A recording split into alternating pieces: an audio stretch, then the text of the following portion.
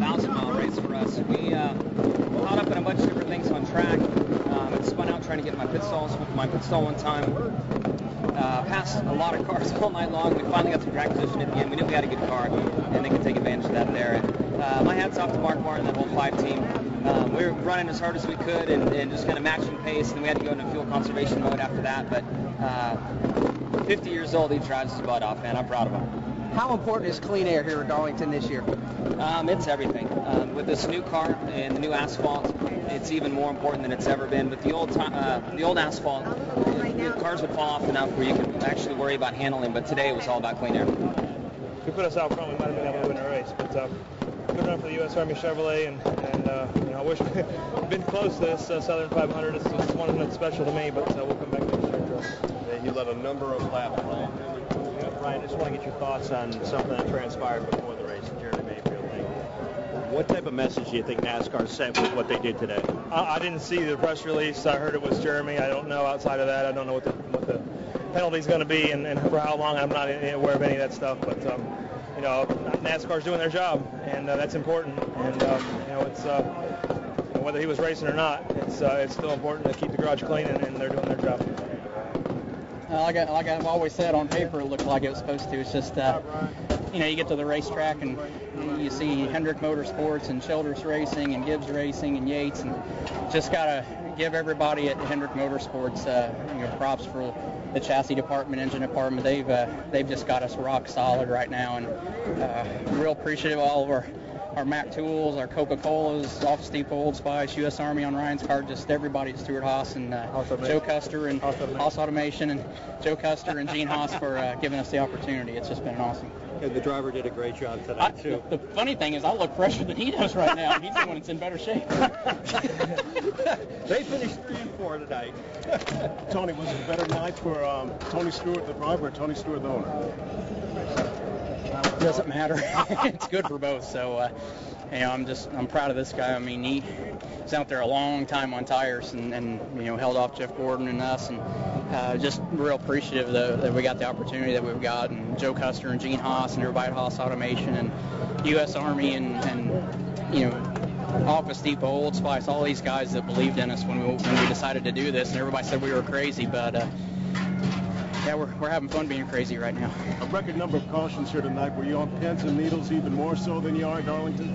No, it was such a game of track position. We came in one time, I think, third, and came out about 13th, and a bunch of guys had got 2 tires, and we'd got 4, and we learned the value of the track position right away, and that's what led to, I think Ryan ran 140 laps on left side tires, which here at Darlington's pretty amazing. I mean, a couple years ago, before they repaved it, we never would have been able to do that, but it's definitely made track position more important now. Tony, can you talk a little bit about Mark, 50 years old here, outlasting for another Southern 500 win?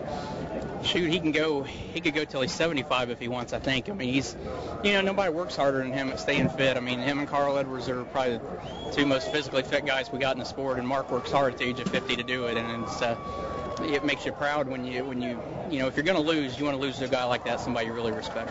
How satisfying is it to have not just you run well, but your other guy right here? I mean, you guys have been running well together for a number of weeks. Yeah, real proud. I mean, we've got great resources with Hendrick Motorsports and Hendrick Engines and Hendrick Chassis, and Gene Haas and Joe Custer have given us all the resources we need at Stuart Haas Racing to do what we want to do, and we got a lot of Haas automation machines that help us get the. Brought the new drug policy along. I think everybody knew how serious it was when they send you to specialists that do the testing, and then that there's random testing done by those same individuals every weekend. That you got to take it very serious, and I think it's not very unfortunate for Jeremy, but it's going to send a big message to everybody up and down through this garage area to make sure that we're treating this sport as professionally as it deserves to be treated. Taking into account what you were talking about, you all knew this was coming. Are you surprised that a driver tested positive?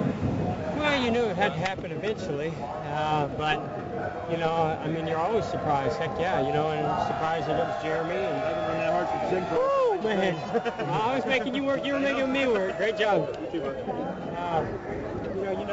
was going to happen. There's just too many guys out there, and somebody's gonna make a mistake somewhere along the way, and we've heard about other instances outside of the Cup Series, and I think it's just very unfortunate for the sport, for Jeremy, for everybody, because it definitely puts a black eye on it, and we'll just kind of take the blows and move on. I thought it was an amazing race tonight, and I don't think that anybody let what happened before the race affect what we were doing out there, and I think the fans got a heck of a race. Jeff, you won here 7 times. Have you ever seen pit road strategy come into play so crazily towards the end of the race with no tires and 2 tires? Well, but take out Old Darlington. This is not Old Darlington. This is a new Darlington with a new surface, a new tire. Goodyear needs to, soften this tire up a little bit. It's a little bit too hard. It's just a one-groove racetrack out there, but it's challenging in so many ways. It's still exciting, and when you have a one-groove racetrack like that, pit strategy is going to be key, and it's kind of cool when it does play out that way. And I'm happy for Mark that did and Alan. So talking about the new Darlington, the record number of cautions, it was edgy. It was definitely a handful. For us, it was a crazy night. I mean, we had to overcome a lot of things. So for us, I was just trying to stay out of the cautions, not be a caution, and try to fight back from getting that lap down by having the loose wheel, and then letting Steve play out the strategy, and it was a great top 5 effort. Jeff, with the alliance with Stuart Haas, you guys, this gets all in the top 5. This is strong depth-wise, and even Keselowski said this is strong depth-wise as Hendrick has been in a few. I know you guys dominated a couple years back, but I felt like the 16 was really strong. He I don't know what happened to him. I saw he spun, but he seemed to be the guy to beat. 17 was strong early. I don't know what happened to them. But we were very, very strong. And, Jimmy had to start deep in the field. Mark just did a solid job all night long, and they played out the strategy right. And, Tony and Ryan, they're doing an amazing job. Their teams are strong. Their equipment is obviously good. We know how good that is, and the resources.